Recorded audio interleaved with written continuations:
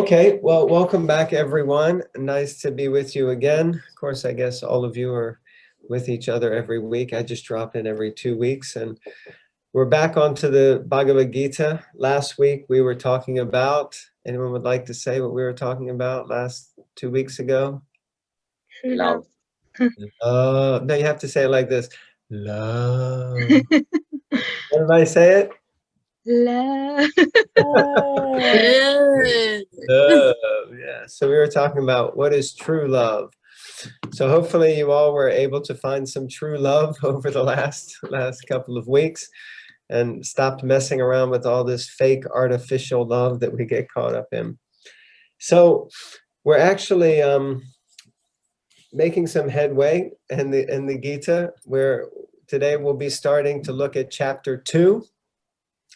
Out of 18 chapters, that's pretty good considering we've had 4 or 5 meetings. So I'm just going to breeze through the slides leading up because there are some new people. So just if I go too fast, please forgive. But those of us who've been here for whatever the last 4 or 5 weeks that we've done since then, we're at a certain point. So we'll just try to catch you up. So please forgive if it goes a little fast. So we're going to be looking at the Bhagavad-gita from A.C. Bhaktivedanta Swami. So he translated many, many books, something like 70 volumes of books from Sanskrit into English. So we'll be utilizing his Bhagavad-gita as the Gita that we're looking at. We gave some quotes from personalities like Mahatma Gandhi, Albert Einstein, who were avid readers of the Bhagavad-gita. We looked at all these different objectives, basically like that. And this is the course outline, but we're still in the first part. We haven't even gotten through the chapter 3 yet. So we're like that. And we did an intro and overview, talked about where the Bhagavad-gita sits down here, inside of all the vast thousands and thousands of Vedic literatures, which are the ancient texts from India, all about yoga, meditation, karma, reincarnation, things like that. We mentioned about the Gita sandwich and how the Gita has 2 pieces of bread and then the filling. And the bottom piece of the bread, the first 6 chapters is karma yoga, and the middle 6 chapters is about bhakti yoga, and the last 6 chapters is about jnana yoga. And we're going to be describing some of those terms as we go through. We set the scene by discussing how the Bhagavad Gita is a conversation between Krishna and Arjuna, and how this conversation takes place on a battlefield where one of the biggest battles or wars ever was about to take place. It is a historical account.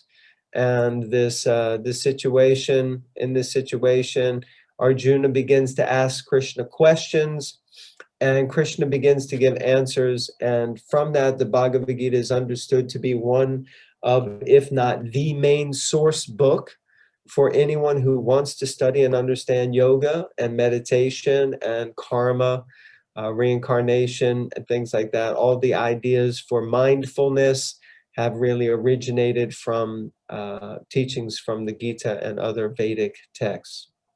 We talked about how the Bhagavad Gita is originally in Sanskrit.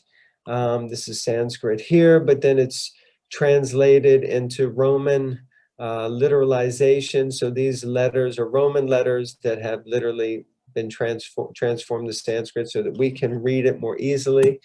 And this is how it's presented in the Gita, like that, so that we can see it. But then there's an actual translation.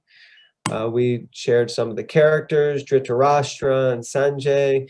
They're really, the conversation is happening between them about the Bhagavad Gita. And Dhritarashtra is the blind king, and he's really a force for kind of wickedness or evil, you could say, in the Gita. And his eldest son Duryodhan is really the provocateur. He's really provoking this war. It's really because of him that the war is happening. And he has 99 brothers, and they're all really adamant about winning the kingdom and keeping the kingdom from their rightful heir, which is their cousins, the Pandavas. So this battle is a fratricidal battle. It's a war within a family. Arjuna is one of the main characters, as I mentioned. He is a great warrior, and he's really questioning the reasons for fighting the war, especially because he has to fight against people like his grand uncle, Bhishma, who's a very righteous and dharmic person, but somehow has found himself on the wrong side, and also his guru or his teacher, Drona, who also has found himself on the wrong side of the battle because they're obliged to the king. So like that. And then, of course, there is Krishna. And Krishna is represented as the Supreme Personality of Godhead. And he is the cousin and dear friend of Arjuna. He's also Arjuna's chariot driver, and he becomes his guru throughout the course of the conversation. And that we'll begin to discuss today. We looked at the family history a little bit because there's a lot of that there. We're not going to get into that so much. And then we really just jumped in with the chapter 1. We went through different lessons about how we all will have to deal with provoking situations and provoking circumstances. We looked at how Arjuna gave very good arguments of why he didn't want to fight in this war, even though he was exceptionally qualified as a warrior, one of the best warriors on the planet. And but he had compassion. He was afraid that he wasn't going to be able to enjoy the kingdom even if he won. He was afraid of getting some karmic reactions. He was also afraid that the whole families would be destroyed and it would create a legacy of a lack of compassion and love, and that the whole family tradition would be basically destroyed. And then we talked about indecision and how he was just confused, and that we're going to come to today because this is in the 2nd chapter. And then we discussed a little bit about a lesson which is how pride leads to disgrace, but with humility comes wisdom. So the idea is that if we're proud, then it's hard to hear and learn because we already think we know everything. But if we're humble and in that humility accept that we may not know everything, that we become open and receptive to receiving knowledge. And in that way, we can become enriched. So we discussed on these points 2 weeks ago, or no, 4 weeks ago, I guess. So probably no one remembers that, but now we've refreshed everyone's memory a little bit. And today we're going to start with chapter 2 and a little bit of an overview of chapter 2 is that, chapter 2 is of the Bhagavad-gita. And if you have your Gita handy, then please get it out and have it, look at it. And where I've got mine here, I don't know if you'll be able to see it. Yeah, there we go. So the Bhagavad-gita as it is, it kind of disappears. There it is. So so you can open it up to chapter 2 and see that the name of the chapter is called Contents of the Gita Summarized. So basically the entire Gita, or let's say the main points of the Gita, are covered in this chapter. And this is the 2nd longest chapter in the Bhagavad Gita with 72 verses, whereas chapter 18 has 78 verses. And basically, we're just going to discuss some of the main themes that are brought out in this chapter. We could easily spend, a whole lifetime, what to speak of 3 or 4 hours, just discussing on this chapter because there's so much amazing wisdom in this chapter. So like that. So we're just going to kind of get stuck in. Let's see, there we go. So what's the connections between chapter 1 and 2? How do these connect? And this is an important thing that we'll do this between all the chapters as we go through. So in the beginning, if we remember, Sanjay, who is the mystic kind of advisor to the king, he explains that Arjuna, he starts, well, this is how it starts. Let me just get my Gita. So yeah, so beginning of chapter 2, if you wanted to just open up to the first verse of chapter 2. So if everybody's got it, Vrishni, you have yours there with you? You're on mute, yes. Yeah, Yes. why don't you read the first verse of chapter 2? Okay. Sanjaya said, seeing Arjuna full of compassion, his mind depressed, his eyes full of tears, Madhusudana, Krishna, spoke the following words. Yeah. And can you read verse 46 from the previous chapter? Yeah. Sanjaya said, Arjuna, having thus spoken on the battlefield, cast aside his bow and arrows and sat down on the chariot, his mind overwhelmed with grief. Okay, so that's how chapter 1 ends, that Arjuna has just become overwhelmed with grief. He's completely confused, indecision. He doesn't know what to do, what's best for him. And we've already discussed how we all come to these kind of points in our life. Even, all of you are very young and I'm an old man, but, but we all have these experiences where we don't know what to do. Fernanda was just sharing how things are so stressful with school. We have school, or Haridas, even as a young man, he doesn't know, when should I eat? When should I get my diaper changed? And I'm sure Haridas is stressing out sometimes. Why do they feed me this? They should feed me, paneer every day. So we all get stressed out about what decisions to make in life. And sometimes we become almost immobilized, and this is what's happened to Arjuna. And he's put his bow down on the ground, and as we see from the first verse, that he has tears in his eyes. He's actually crying. Now, let us understand that this isn't some kind of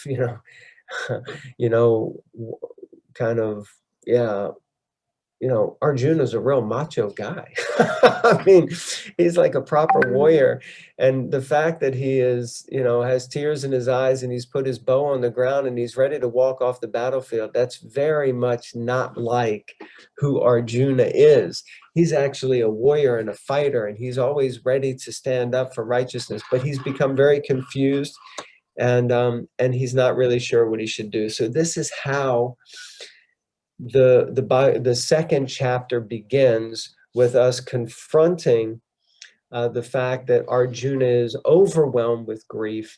He doesn't want to fight this war. He wants to leave the battlefield. He just wants to go to the forest and more or less go and do some meditation and hide away from his responsibilities and duties. And Krishna is going to speak to him. And is there anyone else there with the Gita who would like to read? Fernanda, we're going to check on you, make sure you are still awake. You said you would be. Do you have your Gita, and would you like to read? I am.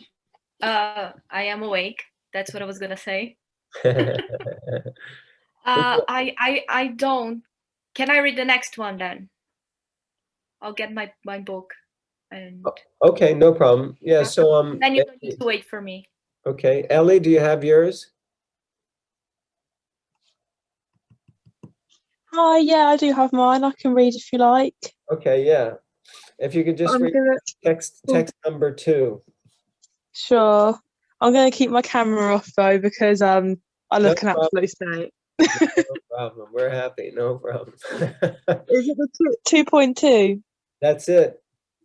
The Supreme Personality of Godhead said, "My dear Arjuna, how have these impurities come upon you? They are not at all befitting a man who knows the value of life. They lead not to higher planets, but to infamy." Okay, so what does that mean? What does that mean? Infamy. What does infamy mean? Anyone knows what infamy is?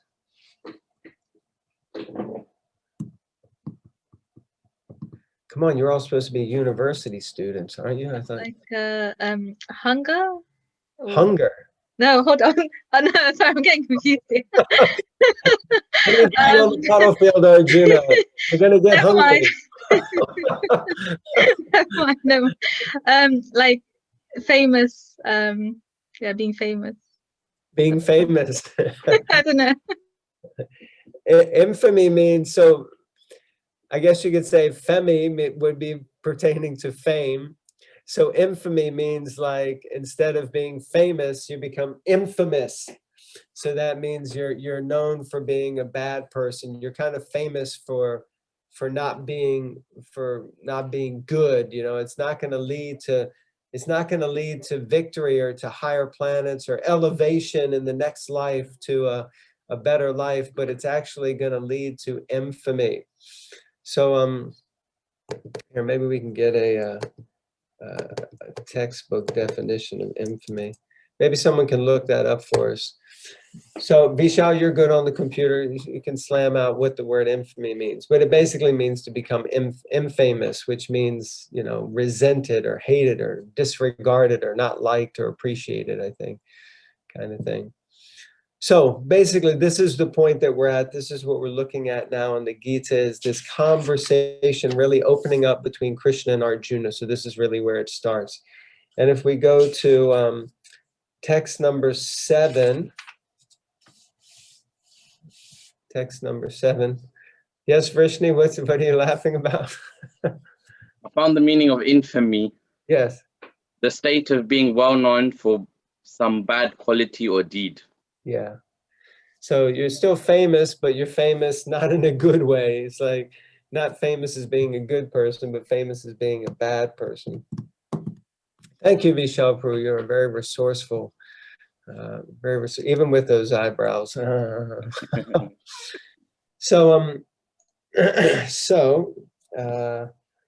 yeah, number 7, verse 7. Ellie, could you read that if you got your book? Or no, you just read, right? Fernanda, did you get your book? I'm ready. All right, text 7. Now I am confused about my duty and have lost all composure because of miserly weakness. In this condition, I am asking you to tell me for certain what is best for me. Now I am your disciple and a soul surrendered unto you. Please instruct me. Okay, great.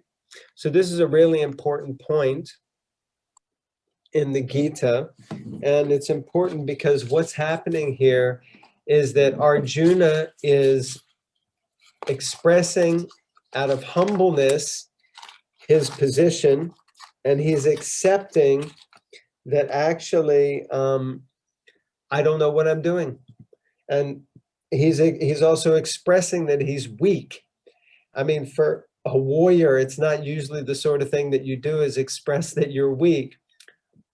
Usually you slap yourself and say, I'm the baddest, you know, like Muhammad Ali. I'm tough. I'm going to mess you up. I'm going to kick your butt. You know, you're going to be bleeding. You know, it's like, so you big yourself up. And here Arjuna is saying, you know, I'm weak. I'm miserly weakness. And he's saying that, and I need help. That's also not another thing. That's usually a proud person, you know, a proud person, a macho person, usually wouldn't ask anyone for help. Oh, no, I don't need any help. I don't need anyone to help me. I'm okay. I'm okay. But someone who has been humbled, then they will say that I need help. And actually, anyone who knows anything about anything understands that only when we begin to open ourselves up to be helped, can we actually be helped. Before that moment, all the doors are shut, the windows are shut, we're closed down, and we won't let anyone in to help us. All of the anonymous groups, you know, Alcoholics Anonymous, and Narcotics Anonymous, Gamblers Anonymous, all of these institutions, they're founded on the premise that first you have to accept that you need help. And then when we admit that we need help, then help can come. Before that time, no help can come because we're so proud that we think we can do it on our own and we can make things happen, but we all need help. And that's a really important point.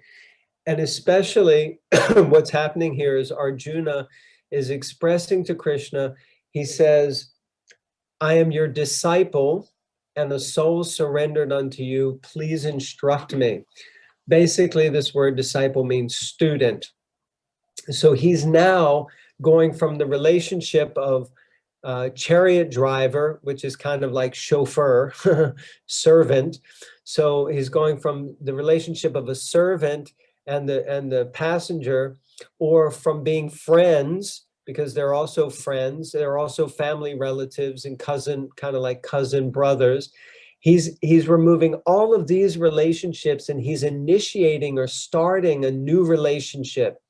And that new relationship is one of teacher and student, or guru and disciple. And he's asking Krishna, I need your help. I've become weak. I'm overwhelmed with grief. I'm confused about my duty and what to do. I need your help. Please guide me. Please give me some instructions. And so this opens up this principle of the relationship of guru. So this principle of guru is that Krishna is trying to get Arjuna to fight, and he's going to use many different arguments or means of trying to encourage him. And the relationship, as I mentioned, has changed. So life is like this. Sometimes it becomes too much for us. And that's not a bad thing. That's just the way that life is. It can become very intense. But, you know, the bad thing is when we don't seek shelter or we don't seek help from someone else, and we just think that we can do it all ourselves and that we have all the answers. So it's really important that we get some, accept some instruction, and we put the problem out here, and we allow other people to look at it and share an insight from a different perspective. There's a famous saying, we can't see the wood for the trees. Means that sometimes we're so buried in the forest of our own mind and our own thoughts and our own emotions that we can't see very clearly what's right in front of our face. But if we have a good friend, or if we have someone senior that we appreciate and respect, that we know has our best interests at heart, and we can reveal our mind to them, and then they can guide us. They can help us to see what we can't see so easily because we're blind to it, because we're in the middle of it.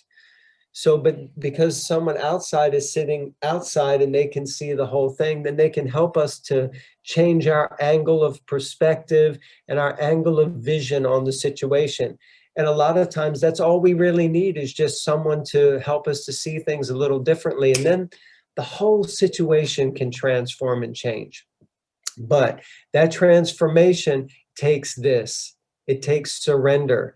It takes the process of us giving up our dominance or our pride and our egoism over the situation, and surrendering and accepting defeat, or accepting that we don't know, or accepting that we're a little ignorant of the situation, and asking someone for help. That is not a weakness. Many times in the world that we live in now, that's often treated as a weakness. It's not a weakness. It is a strength to be able to do that. Humility is not a weakness. It is a strength. And to be able to surrender to someone, to get them, to ask them to help, to guide us, is very much a strength and should be encouraged. So like that. So this is where this is a dynamic part of the Bhagavad-gita, where this relationship changes. And now Krishna will begin to instruct Arjuna like that. So the first thing that Krishna starts to instruct Arjuna about is the science of the soul. Now, we mentioned earlier that the Bhagavad-gita focuses on 3 different types of yoga primarily, which is karma yoga, bhakti yoga, and jnana yoga. So because the second chapter is the contents of the Gita all summarized into one chapter, then that means that in this chapter, it's going to touch on the topics of Gyan, even though it's in the first part, which is primarily about karma. But we speak about the science of the soul. And when we say science, this is a big topic because a lot of times there's a refutation about whether the soul exists at all. Is there really a soul? What is the soul? Now, of course, many of you have been with us as we've gone through and discussed the different topics of the Gita. And we're going to look at this idea of the science of the soul now over the next 20 verses in this chapter. Over 20 verses, it's a discussion about the science of the soul. One of my, a friend of mine, his grandmother is a devout Christian. And she wasn't really so open to other religions or philosophies. But because she had appreciation for her grandson, when he became got connected with the Gita and got involved with the Hare Krishna people, he was saying to her, look, I know you're always talking about the soul. You should read this section of the Gita because it talks all about the soul. And so he shared the book with her and she read it. And she came back to him and she said, this book has made me a better Christian. It's helped me understand more deeply what the soul is and how the soul exists and the nature and the characteristics of the soul and the soul's connection eternally with the divine or the supreme or God or Krishna. So like that. So there's a whole section about the science of the soul. We're not going to get so deep into that, but what I would like to look at is some proofs of the existence of the soul. And I encourage all of you to just, stick with me. We don't have so much time, but each of these 5 proofs, just stay with me. So the first one is, it's common sense. And you might be like, well, maybe common, I don't know, really, is it common sense? But of course, we also have to understand that common sense is not really so common. Most people don't necessarily have so much common sense. But let's see. So if you're at a funeral, I mean, I don't know if anyone has ever been to a funeral or had to interact with, someone, a loved one who's passed away. And of course, we're living in a time now where I know many, many, many friends who have lost family members and relatives or other friends due to this COVID-19 pandemic. So what is it that people say? What is the common sense language that everyone says? When usually if you're in this situation, people will refer to the person who has died as that they have passed away. They have gone. They've gone away. They've left. They've departed. They're no longer with us. The language and the terms that are used to describe dying all have to do with someone leaving. But what does that mean? Because you're in the room with the body of the person. And according to science, all of the same elements that were there in the body before the body was considered dead are still there. The heart may not be beating and the brain may not be producing waves, but all of the elements are still there. So what has left? What is gone? What has passed away? The body is still there. Before the body is considered dead, then you would want to spend time with that person, right? If it's a loved one, you would even want to be alone with them. Let's say if it was your husband or your wife, and you'd want to spend private quality time. But after the body is, after they've passed away, you definitely don't want to be in the room alone with that body anymore, do you? And that's why, because the person is no longer there. So it's just common sense that something is gone, and it has nothing to do with the body. The thing that was giving life to the body is what's missing, and that's what we actually love and what we actually appreciate. And when that element is no longer in the body, then we feel almost repulsed by the body. We don't long for the body, we feel repulsed. So what is that? Well, we would say that that is the soul. That is the soul which gives life. And the other way that you can understand this is just through intuitive understanding. So if I ask you now, Vishal, whose eyebrows are those? How would you answer? Not mine. Not mine. Okay, maybe a bad example because those aren't your eyebrows. They're computer generated. Yeah. Maybe I can ask Fernanda. Fernanda, that's a very beautiful smile you have. Whose smile is that? Well, it's mine, isn't it? Okay, that's your, and I see you're wearing some earrings. I can't see them so clearly, but whose earrings are those? Those are mine earrings. Oh, okay. Oh, you have a watch on also. Whose watch is that? That's mine. Oh, it's yours. Okay, that's good. All right, so it's all yours. It's all mine. And whose eyes are those? They are mine. Okay, whose nose is that? Mine. Whose head is that?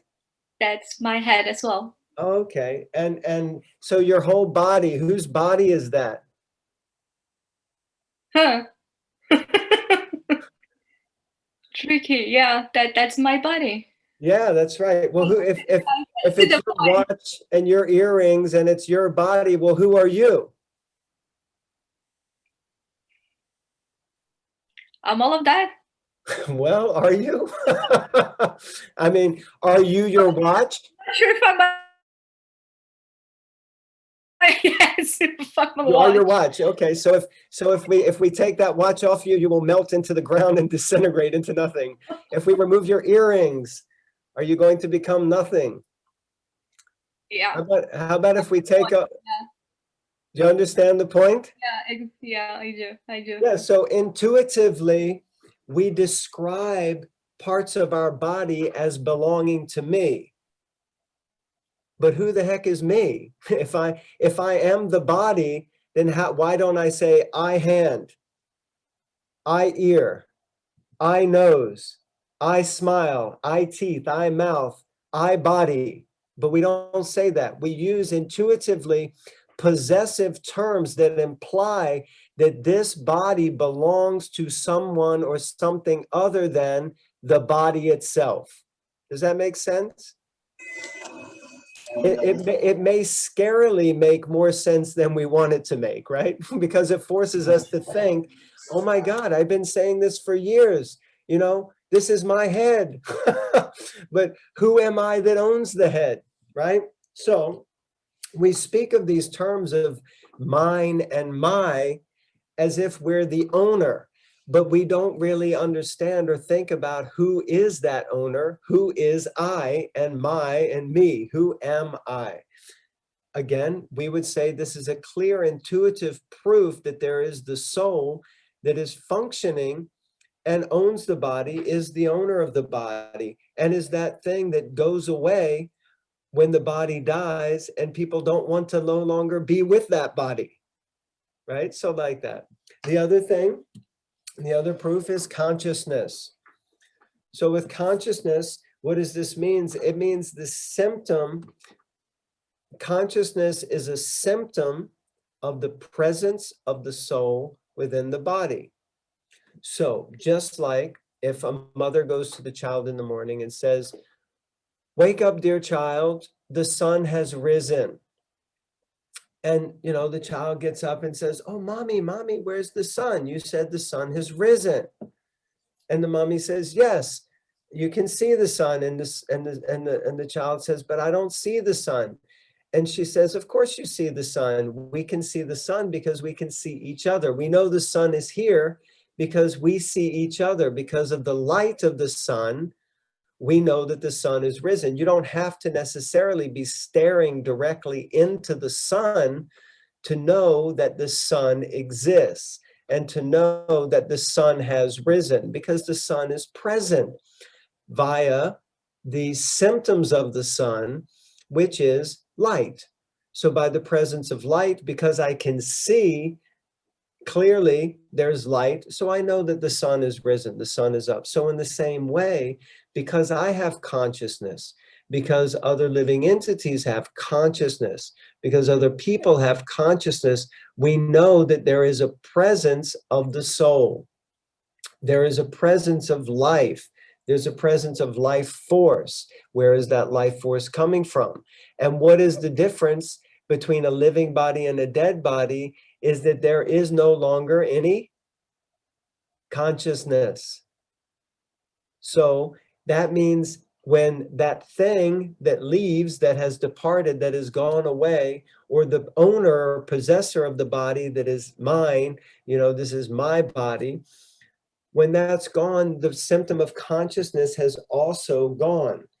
So we simply see consciousness in another person. And it's similar, if you look into the eyes of someone, then you can see that there's life. But if you've ever looked into the eyes of someone, and I have had this experience being with people as they pass away, literally as they leave, and you're looking at them in the eye and they're looking at you, and then in a split second, it's gone. The eyes are still there, but there's nobody home. There's nothing there. And it's not just like you turned off a machine exactly, but it's like something has now left or gone. So consciousness means thinking, feeling, and willing. Okay? So if you're conscious, it means that you think, and hopefully all of you are thinking here. I think you're all sentient thinking beings. You're intelligent young people, students, so you're obviously thinking, yes? So that means consciousness is present.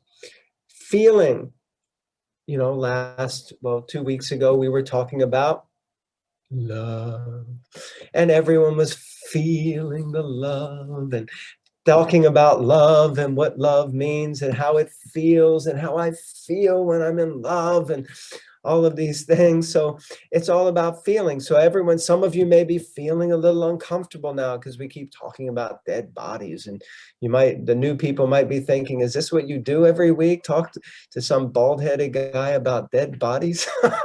This is crazy. Why did I come here? I thought this was a spiritual program. But yeah, we're talking about what is the difference between a living body and a dead body, and how do we feel? We feel maybe a little challenged, or we may feel a little excited about the fact that, wow, I'm thinking in ways I haven't ever thought before, but we're feeling like that. That's a sign of consciousness. And then willing, because we all have desires and we can will things into being. You've all decided to go to Kingston University, except for Haridas. He's going to Cambridge or Oxford. He hasn't quite decided yet. So everyone is able to will certain things. Fernanda, she willed earlier. I will stay awake through this class, Jai, even though you're so boring that I usually go to sleep, but I will stay awake today. So we will these things, and she's even turned on her camera and she's smiling incredibly, and she's thinking, sleep is so far away. I'm so happy. Jai is enthusing me and inspiring me so much. How could I ever sleep? So we will things into being. So this is a sign of consciousness. But a body that doesn't have a soul isn't thinking, it isn't willing, and it certainly isn't, it isn't thinking, it isn't feeling, and it isn't willing. And that's a distinction. So this is also considered a proof. Another proof is what is called NDE, or near-death experiences. So it's explained that 1 out of every 10 people claims to have had some sort of a near-death experience, or an OBE, which is an out-of-body experience. And there are numerous scientific journals on this topic where people describe that during a surgery, according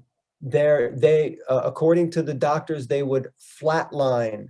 And of course, some of you are looking to become doctors. So if you ever, if someone's the little, I don't know what it's called, the heartbeat monitor, if it goes from beep, beep to beep, that's not a good sign. And then you realize, uh-oh, something's happening. Let's put the jumper cables on this guy and like bring him back.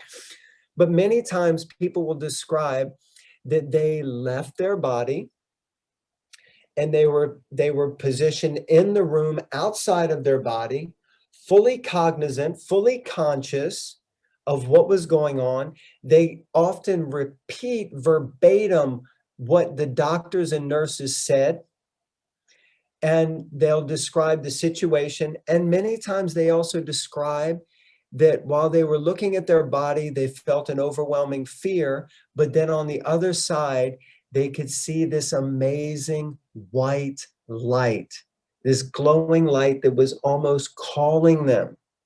And from that white light, they were feeling such peace and such serenity. And meanwhile, in the room, everyone's in a panic because this person has died and left their body. And then they get pulled back into the body and they wake up and they come to consciousness and they have these memories of this experience. Now, in the beginning, people tried to write it off as some figments of imagination, but there are so many instances and cases of this now that it is a scientifically documented thing that science refuses often to explain or describe as the existence of the soul, but not now, more and more, they're accepting that there has to be something else that is non-bodily, that is the existence of the person. So that's there. And you can look into that in your own time. And the last one is the idea of reincarnation, which again may often be refuted by science. But there is a famous psychiatrist, his name is Ian Stevenson, and he is from the University of Virginia. And he has documented about 2,000 cases amongst children who remember their previous lives. Now we'll see what Haridas has to say in a couple of years. But young children often talk about different things. Oh, mommy, here's my friend Billy, and you think the kid's got an imaginary friend, or I used to fly airplanes, or I used to do this, or I used to drive fast and be a surfer, or whatever. They have some interest, and the parents are like, where did he get this from?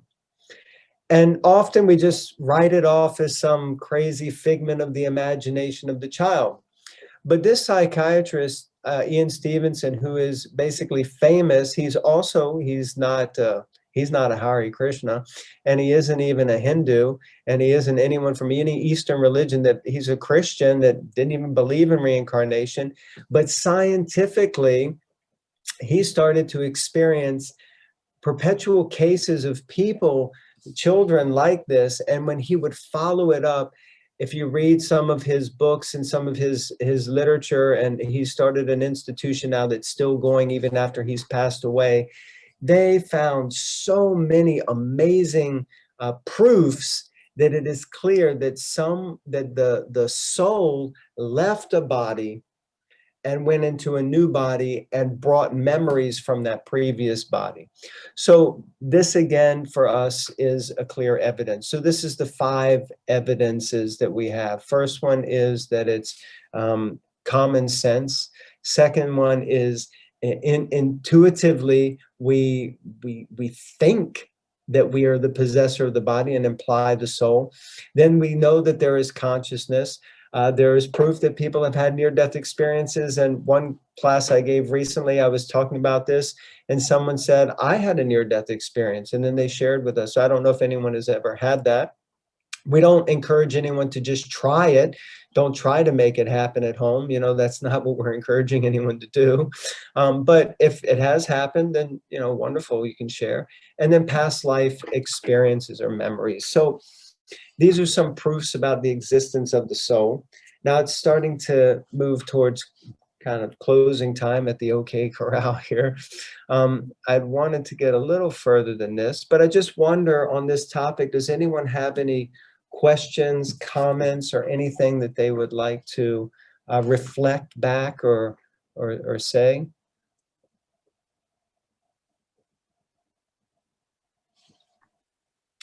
Actually, it's more of a request. Okay. If in one of your sessions, if we could explore more the reincarnation part. Okay. Yeah. Sounds good. Okay. What's the name of the doctor again? You were. Yeah, unfortunately, I just grabbed this quickly off the internet when I put the slides together, and I should have put one from, his name is Ian Stevenson. If you just look up Ian Stevenson, reincarnation, like that, you'll definitely find some things to look at. Perfect. Thank you. Yeah. Jai, there is something that you were talking about the soul that I saw a long time ago, so I don't remember all the details, but they wanted to prove that there is a soul. Mhm. And so they had this equipment, and it was like, looked like a capsule or something. So the person laid there. It was I think the guy volunteer. I don't know if he was sick or anything, but the thing is, he lay there and there was digital, you can see his weight. And he died, and within seconds you saw that the weight dropped a few grams. Mm-hmm. And it just remained like that. So they're like, the soul exists, it has a weight, because once he departed, he was a bit light, like a few grams. So I remember that. I never forgot that. It was so many years ago that I watched it, but I never forgot about it. I thought it was really interesting. That's very interesting. Yeah, the Bhagavad-gita explains, coming from other Vedic texts, that the soul does have size and of course would have some weight. Grams maybe sounds quite a bit much, but I'm sure they had some measurement. But it describes the soul as being 1/10,000th the tip of a hair. So I don't have much hair, but if one of you lovely ladies, you have lots of hair, if you just took one tip of the hair and you divided that tip into 100, and then you took one of those hundreds and divided it by 100 again, that's 1/10,000. And that is microscopic. Also, and that's a good point, though. I'll look that up, Marcella. It's also science, and doctors, they know that there is an existence of an energy force in the region of the heart that no one has ever really been able to explain. They know that there's an energy force that comes from the heart area, but they don't know what creates it or generates it. And after death, it's gone like that. So it's an interesting point. Thank you for sharing that. Anyone else would like to reflect back? Anything? I think there's a question on the chat. Oh, okay. Let me see if I can get the chat up.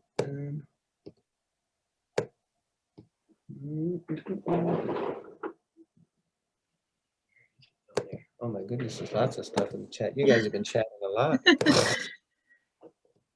Okay, we should end by 7:45. Okay, that's not the question. So should I read it out? I think I got it. What do you think Yeah. about, I don't know what that is, DMT, and trying to see what higher states of consciousness achieved by Indian yogis feels like?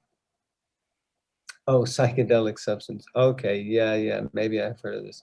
Well, used by ancient cultures, yes. Yes, I think I know what this is now. So, well, I mean, the thing is that maybe some yogis definitely would use these things, but let's say the more progressive or orthodox yogis, they wouldn't use, nor would they need to use anything artificial to generate or create something that is natural.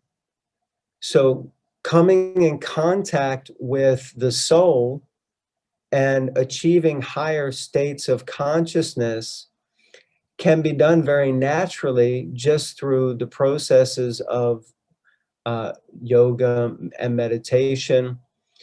And one doesn't need to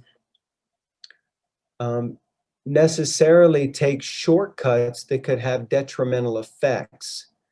As soon as we begin using other substances to try to invoke this, you may experience something which is related to a spiritual experience. But what happens is that often, because we maybe appreciate the spiritual experience, but we often will become addicted to the material substance. And that will begin to undermine the whole the purity of the spiritual experience. That's why there are many, especially musicians, famous people, they often use drugs in order to create and generate imagination or creativity. But then you see what winds up happening is, I would say probably close to 9 out of 10 would wind up, overdosing or having to check themselves into some clinic so that then they can become free from it. And then later they feel like, I can't be imaginative or creative if I don't take these mind-altering material substances. So my recommendation would be that those things may exist, but they're certainly not the pure form. It's very natural and organic to go deeper in our consciousness and to be able to see the world as it is with a heightened state of awareness. And we do not need to ingest or put into our system anything that is not, let's say, you could say it's a natural substance, but to put into our system something that is material in order to create and generate a spiritual experience, because we're already spiritual. We don't need to get, confused with these other things. Many years back, the author of the Bhagavad-gita we're talking about, he was more or less around in the 60s in America. And of course, many people it was the hippie era and everyone was taking drugs, and especially LSD. And one person's, he was saying, yeah, I had dude, I had a spiritual experience, and, wow, it was so amazing. I took some LSD, and Swami Prabhupada, he said, yes, he said, if you had a spiritual experience by taking LSD, he said, advancement in Krishna consciousness means the expansion of our mind to the full potential of yoga, which means union or connection with the divine. So Krishna consciousness, the full expanse, is like swimming in an ocean of LSD. Now, of course, we're not recommending anyone takes LSD, nor are we recommending to find an ocean of LSD and swim in it. But the point is, as an analogy, his thing is that you're just simply touching the tip of the iceberg. But if you go the natural route, you have full access, and organically and naturally, you would begin to develop that in a way that is not in any danger of becoming a health or mental hazard or an addictive propensity in a negative way. I see, okay, Peter put a comment, I see, but would you advise against just taking it once, avoiding addiction, and then attempting to get the same consciousness through spiritual means? If you've already done it, I don't know, many of us have, played with narcotics maybe in our youth, or maybe we haven't. And if you haven't, then I would say that's glorious. But many people, especially from youth and Western culture, and I must confess, I also did. And I just found that it wasn't something you could just do once and get away with it, because especially if you like it, if you like something, you're probably going to go back and do it again. So, but one thing that I found is by this process of bhakti yoga, and especially the chanting, which Vrishni will probably do some chanting soon. By this process of chanting, I found that it was as if a door opened to a higher level of consciousness, which enabled me to feel so high and so free and so peaceful.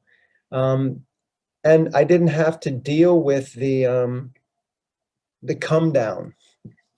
You know, often we go out on a crazy wild night out, and you get, you know, what we used to call toilet hugging drunk, and you basically just, you know, the next morning you feel like you got run over by a truck. And, you know, not to mention you're in debt, you know, because you spent all your money on so much booze and everything. So many detrimental karmic reactions. But, you know, there's always a come down. So, you know, we used to say that, you know, if you just chant Hare Krishna, you can stay high forever.